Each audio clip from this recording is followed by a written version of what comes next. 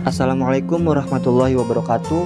Perkenalkan, kami dari kelompok 10 Perencanaan dan Strategi Pembelajaran Pendidikan Agama Islam akan memaparkan materi dengan tema Strategi Pembelajaran Kontekstual dengan anggota kelompok yang pertama Mila Fauziah, Susi Susilawati, dan saya sendiri Supriyana.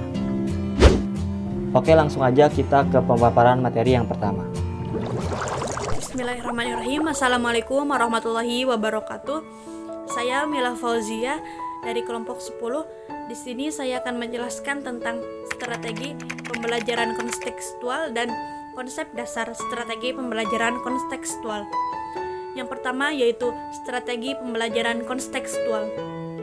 Strategi pembelajaran kontekstual merupakan suatu konsepsi yang membantu guru dalam proses pembelajaran dengan mengaitkan konten mata pelajaran dengan situasi dunia nyata, yang membuat hubungan antara pengetahuan dan penerapannya dalam kehidupan mereka sebagai anggota keluarga, masyarakat, warga negara, dan tenaga kerja.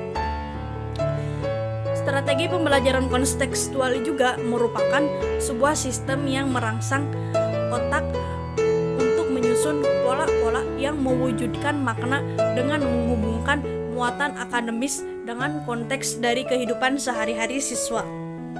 Jadi kesimpulannya ialah strategi pembelajaran kontekstual adalah pembelajaran yang memiliki hubungan yang erat dengan pengalaman yang sesungguhnya.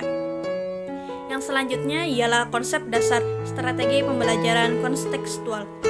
Konsep dasar strategi pembelajaran kontekstual adalah bagaimana siswa dapat mengembangkan cara belajarnya sendiri dan selalu mengaitkan dengan apa yang telah diketahui dan dengan konsep yang akan dipelajari. Adapun konsep dasar strategi pembelajaran kontekstual secara terperinci adalah yang pertama yaitu menekankan pada pemecahan masalah, yang kedua yaitu mengenal kegiatan mengajar yang terjadi pada berbagai konteks seperti rumah, masyarakat, dan tempat kerja. Yang ketiga yaitu mengajarkan siswa untuk memantau dan mengarahkan belajarnya sehingga menjadi siswa yang aktif dan terkendali. Yang keempat yaitu menekankan pembelajaran dalam konteks kehidupan siswa. Yang kelima yaitu mendorong siswa belajar bersama-sama atau belajar kelompok. Dalam pembelajaran kontekstual, siswa dapat menguasai 3 hal. Yang pertama yaitu pengetahuan. Pengetahuan adalah segala sesuatu yang ada di pikirannya yang membentuk konsep, definisi, teori, dan fakta. Yang kedua yaitu keterampilan. Keterampilan yaitu kemampuan yang dimiliki untuk bertindak atau segala sesuatu yang dapat dilakukan. Yang terakhir, yang ketiga yaitu pemahaman kontekstual. Pemahaman kontekstual adalah mengetahui waktu dan cara bagaimana menggunakan pengetahuan dan keahlian dalam situasi kehidupan nyata. Mungkin cukup sekian pemaparan materi dari saya, kurang dan lebihnya mohon maaf. Wabillahi taufiq wal hidayah. Wassalamualaikum warahmatullahi wabarakatuh. Assalamualaikum warahmatullahi wabarakatuh. Nama saya Susi Susilawati dengan NIM 1908101178. Di sini saya akan memaparkan materi mengenai komponen dalam model pembelajaran kontekstual. Penerapan pembelajaran kontekstual ini memiliki 7 komponen utama pembelajaran efektif. Yang pertama yaitu konstruktivisme. Konstruktivisme adalah mengembangkan pemikiran siswa akan belajar lebih bermakna dengan cara belajar sendiri, menemukan sendiri, dan mengonstruksi sendiri pengetahuan dan keterampilan barunya. Siswa membangun pemahaman mereka sendiri dari pengalaman baru, berdasar pada pengetahuan awal. Dan pembelajaran harus dikemas menjadi proses mengkonstruksi, bukan menerima pengetahuan. Yang kedua yaitu inquiry atau menemukan. Siswa diminta untuk menangani sendiri suatu permasalahan yang mereka hadapi ketika berhadapan dengan dunia nyata. Dalam pembelajaran ini terdapat proses perpindahan dari pengamatan menjadi pemahaman serta siswa belajar menggunakan keterampilan berpikir kritis. Ketiga yaitu questioning atau bertanya. Melalui cara ini, siswa akan mampu menjadi pemikir yang handal dan mandiri. Siswa dirangsang untuk mengembangkan idenya dan pengujian baru yang inovatif, mengembangkan metode dan teknik untuk bertanya, pendapat, dan berinteraksi.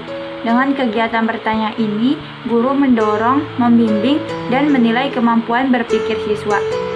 Keempat yaitu masyarakat belajar. Siswa hidup dalam lingkungan masyarakat dan lingkungan sekolahnya, sehingga ini dapat dimanfaatkan sebagai sumber daya untuk mengembangkan pemahaman pembelajaran kontekstual.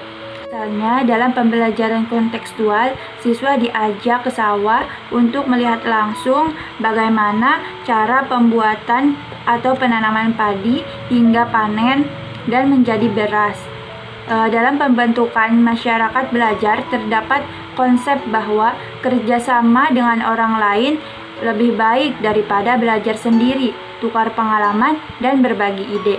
Yang kelima yaitu modeling atau pemodelan. Pemodelan adalah menghadirkan model sebagai contoh pembelajaran. Siswa menjadi mudah dalam belajar dan memahami jika guru menyajikan baginya sebuah model bukan hanya berbentuk lisan. Siswa akan mampu mengamati dan mencontoh apa yang ditunjukkan oleh guru. 6 yaitu reflection atau refleksi. Refleksi yaitu melakukan refleksi akhir pertemuan pembelajaran. Refleksi ini merupakan ringkasan dari materi pembelajaran yang telah disampaikan guru. Siswa mengungkapkan secara tulisan maupun lisan apa yang telah mereka pelajari. Dalam menyimpulkan, siswa dalam bentuk catatan apa yang telah dipelajari atau membuat jurnal, karya seni, dan atau diskusi kelompok. Terakhir, penilaian yang sebenarnya. Penilaian yang sebenarnya yaitu melakukan penilaian yang sebenarnya dengan berbagai cara. Tujuannya adalah mengukur pengetahuan dan keterampilan siswa melalui penilaian produk atau kinerja atau tugas-tugas yang relevan dan kontekstual. Sekian pemaparan materi dari saya, kurang dan lebihnya mohon maaf. Wabillahi taufiq wal hidayah. Wassalamualaikum warahmatullahi wabarakatuh.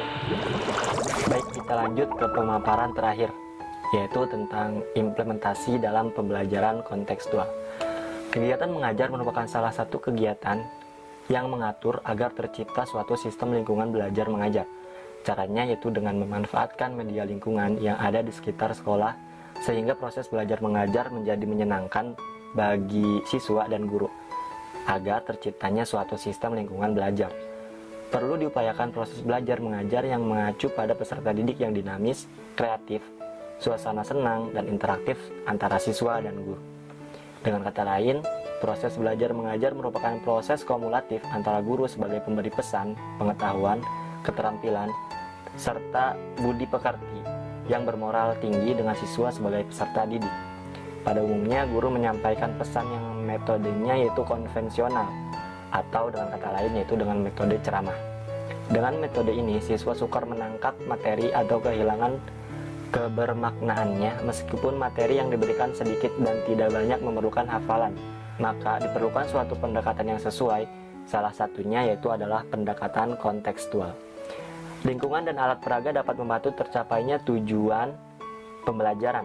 Selain itu, yang lebih penting adalah penggunaan teknik dan metodologi pembelajaran dari seorang guru. Pendekatan kontekstual dapat menghilangkan kesan seram pada matematika, suasana mencekam, siswa pasif dan tidak interaktif. Dalam pelaksanaannya, rancangan pembelajaran mengacu pada beberapa hal. Yang pertama yaitu pembelajaran dimulai dari hal konkret ke hal yang abstrak. Yang kedua, siswa diarahkan memiliki kemampuan untuk menggunakan prinsip teorema Pythagoras, yaitu dalam kehidupan sehari-hari melalui kegiatan dan media yang tepat. Dan yang terakhir, pelaksanaan pembelajaran memperhatikan pengoptimalan media yang mengarah pada pelibatan siswa secara aktif, baik fisik, mental, maupun sosial. Pembelajaran matematika kontekstual dapat menggunakan beberapa media antara lain lembar kerja siswa atau yang sering kita sebut dengan LKS yang berkarakteristik CTL, kartu masalah dan pemanfaatan lingkungan belajar. Yang pertama ada LKS berkarakteristik CTL, yaitu LKS ini merupakan pendukung pelaksanaan pembelajaran. Lalu yang kedua ada kartu masalah. Media ini berupa kartu yang mencantumkan masalah untuk diselesaikan oleh siswa. Dan yang terakhir ada lingkungan belajar. Penggunaan lingkungan belajar merupakan salah satu solusi dari keterbatasan prasarana belajar. Ya mungkin cukup sekian materi yang dapat kami sampaikan. Saya mewakili dari teman-teman kelompok 10 Perencanaan dan Strategi Pembelajaran Pendidikan Agama Islam mengucapkan mohon maaf yang sebesar-besarnya bila dalam pemaparan materi ini terdapat banyak kesalahan. Billahi taufiq wal hidayah. Wassalamualaikum warahmatullahi wabarakatuh.